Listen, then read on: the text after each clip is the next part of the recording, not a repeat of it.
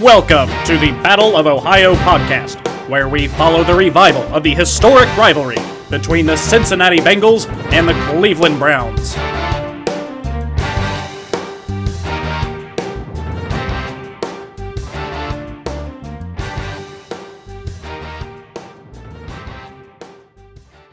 This is episode 22 of the Battle of Ohio podcast. The Bengals are coming off an emotional victory over the Pittsburgh Steelers and are hoping to put together their first back-to-back wins since October of 2018. It's a long time. The Browns play the Jets, and they're hoping not to fall prey to overlooking this team just like the Rams did last week. But, you know, it's still one of those, like, I wouldn't say I wouldn't say any game in the NFL is a gimme game, but you know it's one of those games where the Browns can hope that this one should just be we should just be able to get this game and get more forward in our playoff push, and who knows, maybe even clinch a playoff spot, depending on the way the rest of the NFL goes. But for the third week in a row, I can confidently proclaim that the Steelers still suck. The Steelers do indeed suck, especially you, Ben Roethlisberger. You look a little old, sir. Do you need me to show you to the nursing home, Mr. Ben Roethlisberger? Mr. Ben Roethlisberger, it's almost your time to go to the nursing home, Mr. Ben Roethlisberger. It's almost your time, Ben Roethlisberger. It is definitely looking like after winning 11 games in a row that they could quite possibly lose 6 games in a row. Yeah.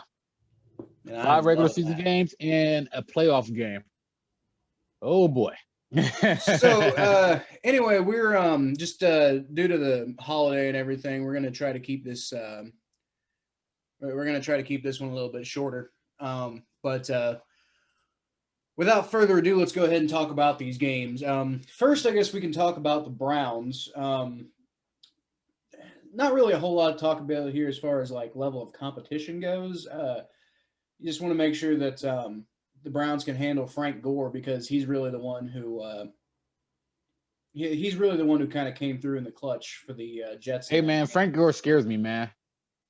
Well, he's also old. Yeah, that's why he scares me. Anybody that can play in the NFL that long must be some kind of crazy. That's very true.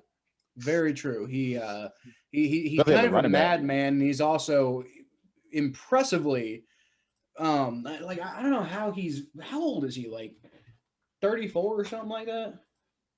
Old for a running back. Still younger than Ben Roethlisberger. You old fart, Ben Roethlisberger. Super. 37. Holy crap. Frank Gore is 37 years old, and he is still playing a running back in the NFL. What would you call it?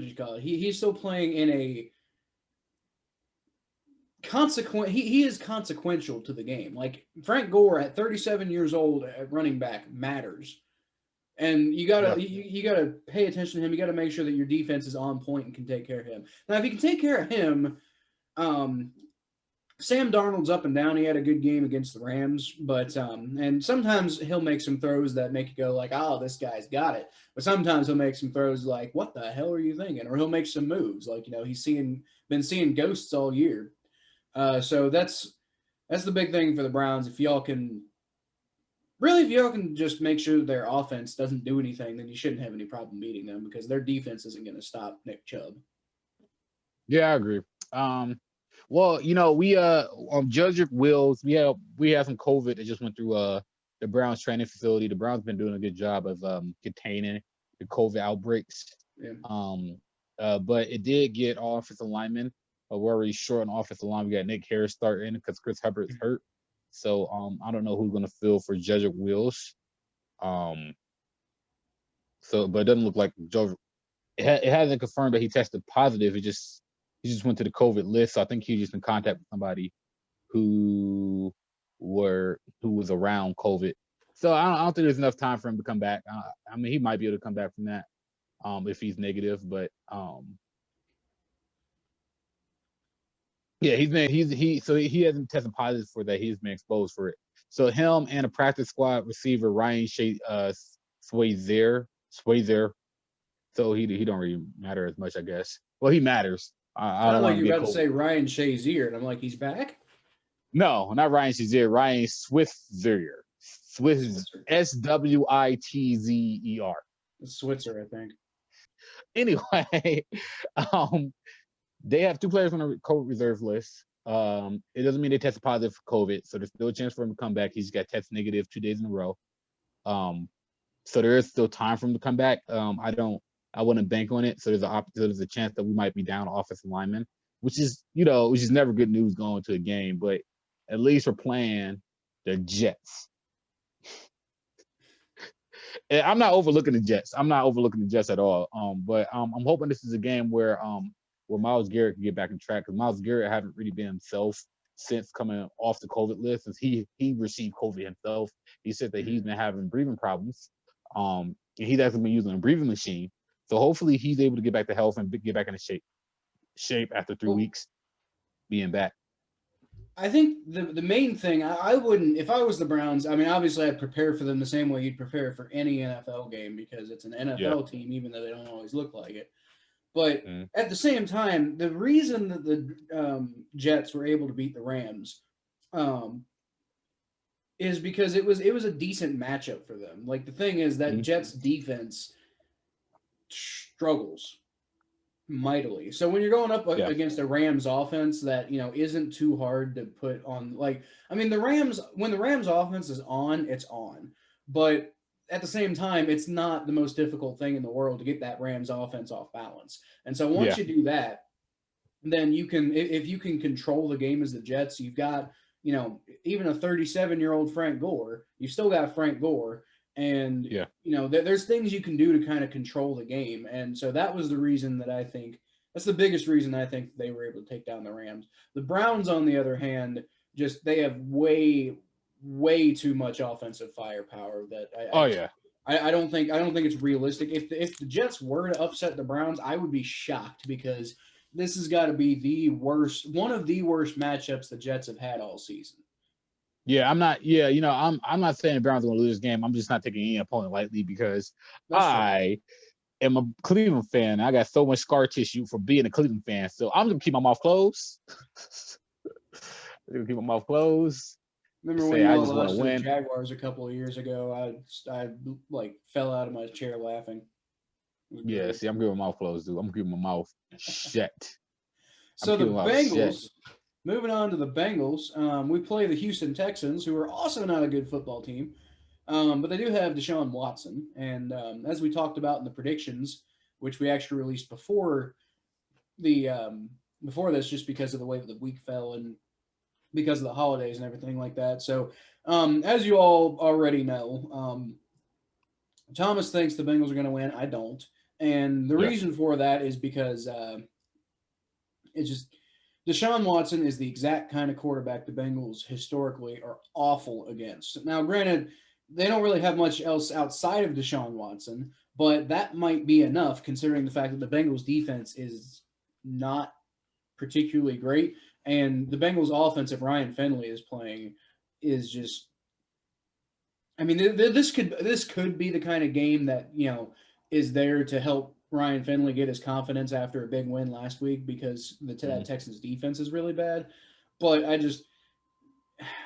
the way I see it, the Texans have more offensive firepower with Deshaun Watson alone than what the Bengals are currently dealing with right now. Deshaun Watson's a good quarterback. Right. So, and then, both teams have bad defenses. So at the end of the day, I just think, Deshaun Watson is the difference in that game. Because I mean, as good as guys like T. Higgins and AJ Green and sometimes Giovanni Bernard are, sometimes, and Drew Sample sometimes, as good as some of the Bengals' weapons are, you got to have a guy who can actually get them the damn ball. So I would not be shocked if the Texans can, as bad as their pass rush looks, it should be enough to be able to overpower the Bengals offensive line and, put some pressure on Ryan Finley.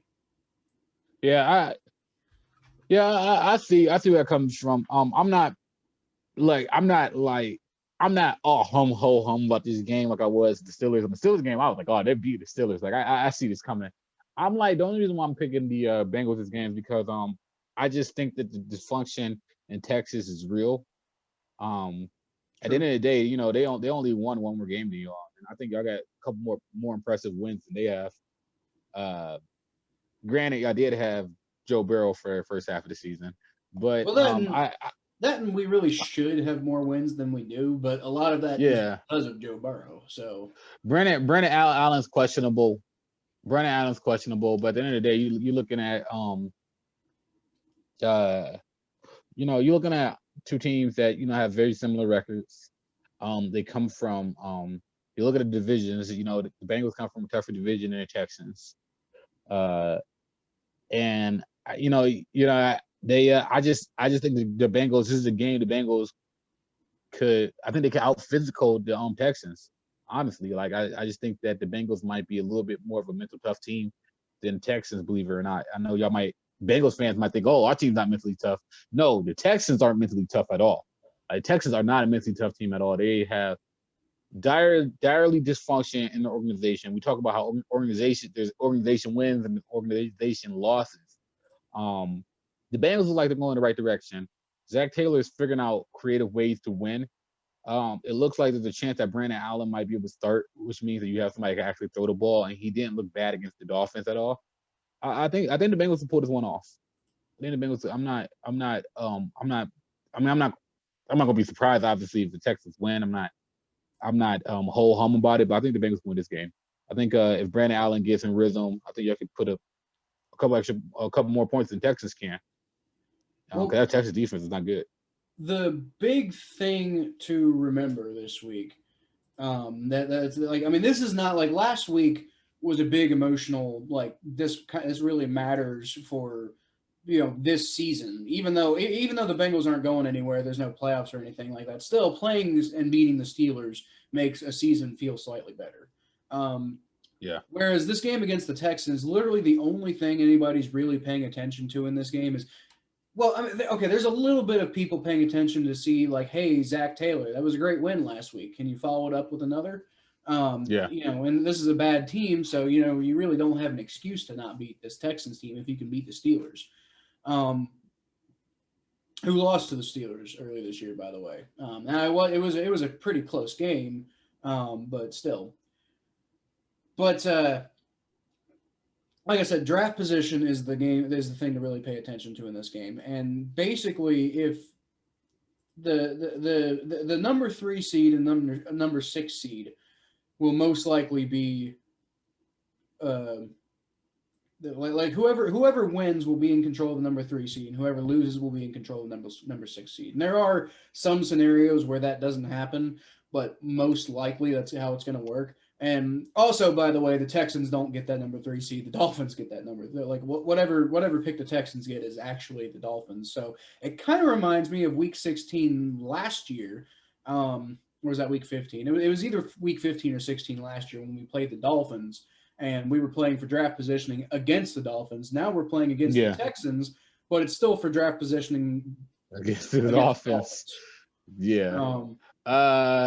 Are the Dolphins looking at an offensive lineman? Do you think they're going to get an offensive lineman for first round? The Dolphins? Or do you think? Yeah. No. I think the Dolphins would take a wide receiver. Honestly, I think that should be good. I think. Well, I mean, so the two teams. So all right. So who the two teams in front of y'all? The Jaguars, the Jets, both getting quarterbacks, right? Yeah. So if y'all win this game, y'all have the number 4 pick, if I'm not mistaken. Well, I will say that the Jets might not take a quarterback because if like a big part of the thought process of moving on from Sam Darnold was, hey, you got Trevor Lawrence as a possibility here. Just pull the trigger, man. It's Trevor Lawrence. But now that they aren't going to get Trevor Lawrence and Sam Darnold looks like he can, looks like he maybe isn't like the worst thing ever. I think people are starting to say, hey, maybe the Jets aren't going to take a quarterback now, or maybe build some weapons around whoever. If you can't get Trevor Lawrence anyway, maybe try to build a team. And then, if Sam still doesn't work out, then you plug and play. Then, you just use him as long as you can. And then in the future, when, a great quarterback comes along, you're going to have a team already around, to basically plug that quarterback in and start winning. Mm-hmm. So New York might not take a quarterback, but the thing is, if we lose draft positioning to the Panthers or the Falcons, I think either one of them might take Penei Sewell, who's the one who a lot of people are kind of projecting to the Bengals, or a lot of Bengals fans are hoping for. I'm actually kind of hoping we trade that pick, because as great as the hype around Penei Sewell is, I'm not really entirely sure if it's like last year, the hype around Joe Burrow, whatever, because you get a great quarterback and that changes everything.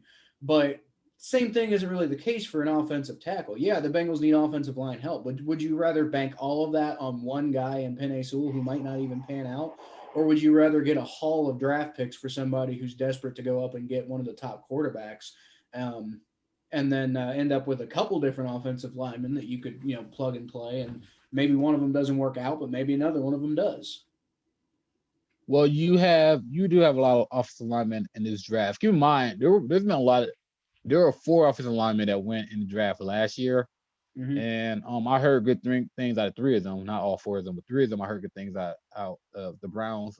Judge Wills, the guy that went out of Louisville, I hear he's doing very well right now. Mm-hmm. And those all those offensive linemen was taken in mid-round. There are some good offensive linemen in this draft. You got the offensive lineman from Northwestern, Rashard Sletter, Watt Davis, for you Ohio State fans. He's been doing a fantastic job this year. I actually had a chance to I was listening to the radio, they was talking about him on the radio. There's an offensive lineman from USC, he's very solid. There's an offensive lineman from Virginia Tech. So there are a lot of offensive linemen in this draft, and CBS have 6 offensive linemen going in the first round. So that trading down idea, that might have some weight to it, because y'all could trade down and get 2 offensive linemen instead of just 1. And then you could have 2 young offensive linemen and y'all fill 2 positions instead of 1 position. Well, That's not the only idea. that, but again, if Justin Fields is available, that number 3 pick, there's going to be a lot of people who are going to want to trade up and go get that quarterback, because teams do crazy things when they're trying to go get their franchise quarterback. So wait, not only hold on for do a you second. potentially get 2 first-round offensive linemen, but you potentially get a lot more draft picks and like day 2 draft picks, maybe even. Actually, there was a way that I kind of worked it on this simulation I did with the Draft Network, where I ended up with 3 first-round draft picks. So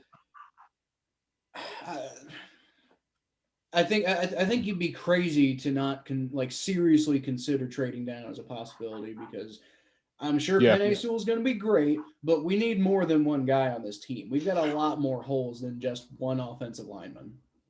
People overdraft for quarterbacks. So it's not just Justin Fields, because I think Justin Fields, I don't think Justin Fields is that good. I'm not gonna say that yet. But I'm not gonna say that yet. I'm gonna say that for later. But there are a lot of good quarterbacks in this draft. There's that quarterback from the quarterback from BYU looks really good, actually. He's actually projected to go high in this draft. A lot of people are speculating that Mac Jones might be a quarterback to go high in this draft. And Trey Lance, the dude from North Dakota State. A lot of people might be tempted to go after him too, because he's the one. Excuse me, he's the one that he's we're not gonna really get a chance to see him this season because of COVID. But he was actually rising up on a lot of people's draft stock. He comes from the same school that Carson Wentz came from, obviously. So there's that. But so there's a lot of quarterbacks in this draft, and every time these mock drafts come out in like December, all the quarterbacks are scattered around the places that they should be drafted at. Like, because quarterbacks shouldn't be drafted half the time a quarterback shouldn't be drafted in the top 10. It should be drafted in the 2nd round or late 1st round. And so as soon as this draft day comes, the first 3 out of the first 5 picks are quarterbacks. So you guys being the Bengals, having a top 5 pick and not needing a quarterback is one of the best things that can happen to you as a franchise, because people because people would do whatever they can to get that quarterback. Even if they don't think that person's a quarterback, they will overpay to risk getting a quarterback. So being a top 5 and not needing a quarterback is perfect. That's why your trading down philosophy is actually a genius philosophy. In fact, y'all could probably even trade down, still get Penny Sewell. Y'all could probably trade down to 7 and 8. You know, like draft day is so unpredictable. Somebody might say, y'all might trade down. The Jets might end up taking a quarterback. Then y'all might trade down with, I don't know, whoever want to jump and try a chance on a quarterback. And the next thing you know, they want to try and get Trey Lance or something like that. Or they want to try and get the quarterback out of BYU or the quarterback out of Florida. And then y'all might trade down. Next thing you know, y'all traded down. Y'all got Penny Sewell and y'all got a second first round pick and a second round pick. That can happen. That could realistically happen in the NFL, because the NFL is very unpredictable on draft day, and people overshoot for quarterbacks. So I don't think that you guys should be worried about draft position, because I think the likelihood is y'all will have a top 5 pick, and like I said, you already have your quarterback, and traded down, like you said, might be the best thing that could happen to the Bengals, because you might be able to get more pieces for less. Okay, so just to, and we'll move on here in a second, but I want to piggyback off of something you said real quick.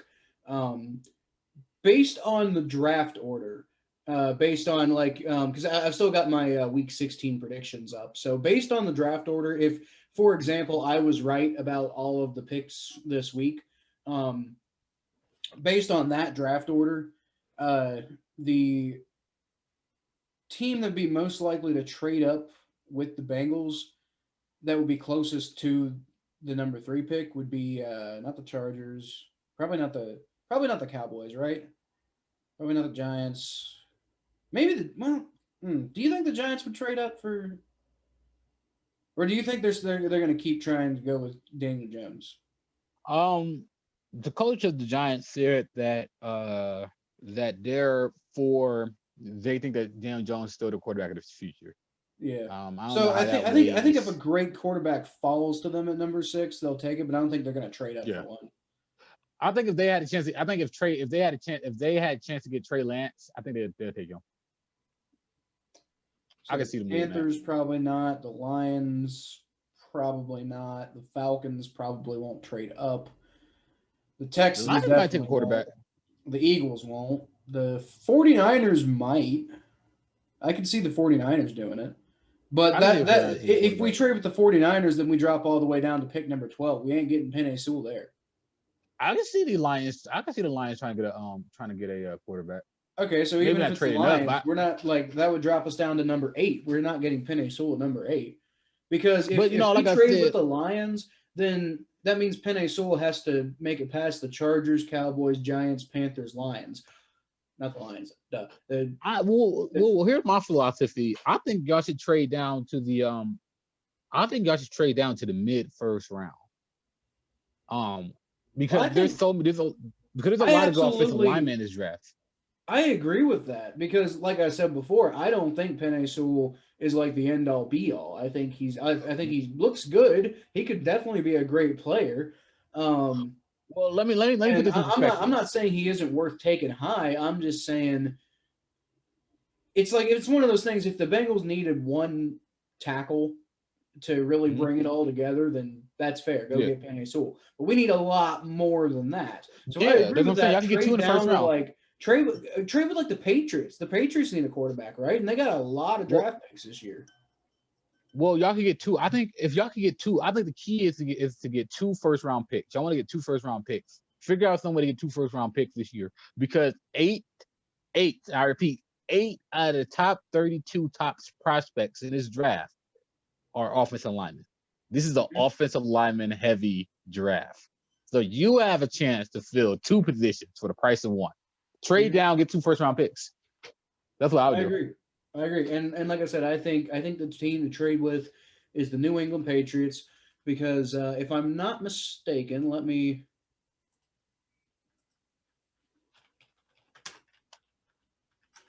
somebody got to have 2 first round picks somewhere. Yeah, I forget who it was. The Patriots were definitely the team I picked when I did the simulation. But let's see. The Patriots currently have I got a first rounder, second rounder, third rounder, 3 fourth rounders, a fifth rounder, 3 sixth rounders, and a seventh rounder. So I think if you can get like a haul from them, then you could maybe trade back up into the first Yeah. round, Yeah. and get a second first round pick, and then maybe with some creativity, you can maybe even manage to like squeak a third one out of that. Yeah. Get like a late first round pick. Mm-hmm. And I mean, why not? Why not try? I mean, like, I don't know. I see every reason in the world to go to. I see when you first said it, I was like, maybe not. But when I had a second to sit down and think about it, I was like, yeah, no, you're probably right. They should probably trade down because y'all need more than one piece on offensive line. And Right. if you have a chance to get two offensive linemen, two first round offensive linemen, like keep in mind, Judge Wills is doing a fantastic job, and the Mm-hmm. Browns got him at 17. Right. So Exactly. yeah, so I mean, So let's move on to the final segment, the state of the AFC North. okay. Let's quickly talk about the Steelers and Ravens, and then we can get out of here and let everybody get to their wonderful Christmas time. So the Steelers hilariously are in free fall right now with that cocky ass attitude they've had all year. Like, look how great we are, and that's just typical of the fucking Steelers. They're so goddamn full of themselves, and then they end up getting tripped up because, well, like I said, because they're so full of themselves that they, end up not paying attention to key issues, and it's hubris. That is people are like Steelers fans and Steelers players and et cetera, always talk about the Steeler way, but we know what the Steeler way is. It's hubris, and that gets you in trouble. Is what it is. Well, you know So what? I'm so sick of Steelers fans, and yeah. I can't wait until they blow this division to. I don't want to jinx it. Let me stop talking. But again, I'm not saying it. They got If you say left. it, that's a difference, but I'm not saying it. There's 2 games left, and they're playing the Colts this week, and the Colts match up really well against them. So we both picked the Colts to win in our predictions, and I'm not Everybody backing picking the off Colts. that one iota. Dude, the Steelers everybody right now preparing the Steelers are currently in a position where they need to prove to me that they're a team worth believing in. I mean, if they win this game, they clinch the division, and that's just it. But if they don't win this game, then next week, I don't see any reason why the Browns can't beat the Steelers. I mean, you could say, oh, they blew the Browns out earlier this year, but they blew the Bengals out earlier this year, and we beat them with a worse quarterback. This is going to be the second greatest comeback in Cleveland sports history. Never mind. Let me not say it. Let me not jinx it. I'm not jinxing it. You just did say What? You just did say What's the first? No, I'm not finished it. Okay. I didn't finish history. I didn't finish the word history. That's why I had to finish. I said this is going to be the second greatest in Cleveland sports history. No, I'm not going to jinx it. That's what I said exactly. You run back the tape. All right. I am not jinxing it. If I jinxed it, I'm editing it out. Okay, moving on. I don't want to jinx it. Moving on, the Ravens still fighting to get back into control of a playoff seed. They play. Who do they play? The Giants. Giants, just like the Browns last week, the Ravens really need to take care of business against a very beatable Giants team, but a Giants team that has surprised some people a couple of times this year. And they also need the Dolphins to lose to the Raiders, which I don't think that's going to happen at this point. For most of this year, I thought that was going to be a loss for the Dolphins, but the way things have been going the last week or so, I don't see it. So even if the Ravens do beat the Giants, it's probably, in my opinion, it's not going to matter. There's a fair chance the Dolphins could lose to the Raiders. There's a chance. There's a real fair chance, but Marcus Mariota, like we said earlier, I think that don't sleep on Mariota, Raiders man. Defense is just trash right now. That's true. So I think it's Tua is going to, I think, be able to be the best version of himself against the Raiders, because it's, like I said, it's a Raiders team where like Tua can basically just play lackluster, game managing style football, and that should probably be enough to beat the Raiders because that Dolphins defense is so good. So the Raiders have the most impressive win in the NFL. They won at Kansas City, and but that was that was a I know while that's with ago. Derek Carr. Yeah, I know, and I know that's with Derek Carr too. But I mean, like this Raider team, they can get hot. They can beat you, man. Don't sleep on this Raider team, man. I don't even, like everybody's talk about this Raiders team like they're an NFC East team. Like they're not bad. I mean, No, in they're fact, definitely not bad. And honestly, if I'm being real with you, if the Raiders were in the NFC, I think they'd probably be a playoff team right now, man. They're just in a tough conference. That's how tough the AFC is right now. I honestly think that if they was in the NFC, no, they wouldn't actually. No, I mean, but they have different opponents. Well, they playing would different have opponents. I'm getting at like I mean, I don't know. Well, it depends. I mean, if they're in the NFC East, then yeah, obviously. But most likely they would be in the Raiders being in Las Vegas would probably be in the NFC West. And okay, that's a tough. And division. that's a tough division. Yeah, that's a tough division. You're right. But I mean, like, yeah, okay, I'll give you that. We'll see what happens. We'll see what happens. Moving on then. Well, that's pretty much it, actually. That's all we need to talk about, and not a moment too soon because I'm sure everybody wants to get back to their holidays and probably doesn't want to spend all Christmas hearing me and Thomas blabber about football. As much as we if you're watching this podcast, take a drink. Oh yeah, go ahead. If you're watching this podcast, take a drink. Take a drink. I didn't think to do a beer portion of this episode because if you can't tell, I'm still in the middle of work right now, so I'm not allowed to drink. I'm about to go get drunk. Well, I got Tom's about to go get drunk. I'll go get drunk after work because I got tomorrow off, and then I got to work on Saturday, but then I got the next 2 days after that off. So next 4 days for me are gonna be pretty chill. I never got drunk on Christmas Eve before, so I'm doing that. This is gonna be my first time getting drunk on Christmas Eve. I'm doing this for you, Jesus. Christmas Eve. You never have? And me neither. I've gotten drunk quite a few times on New Year's Eve. And you're watching this podcast get drunk on Christmas Eve. Don't do anything illegal. Yes, do not do anything illegal. Don't do anything that I can't officially condone on this podcast. I am not going to condone y'all to do anything besides drink some alcohol and maybe don't do anything but drink alcohol. Yeah. I'm about to edit some of that out. All right, let's get out of here before it gets bad. All right. Well, thanks for listening to the podcast, everybody. You can find me and Thomas on social media if you want to follow us further. I'm at Kyle Phelps 92 on Twitter and Facebook.com/Phelps. Thomas is T_star94 on Twitter and Instagram, and he's got a YouTube channel called Blowdown Page.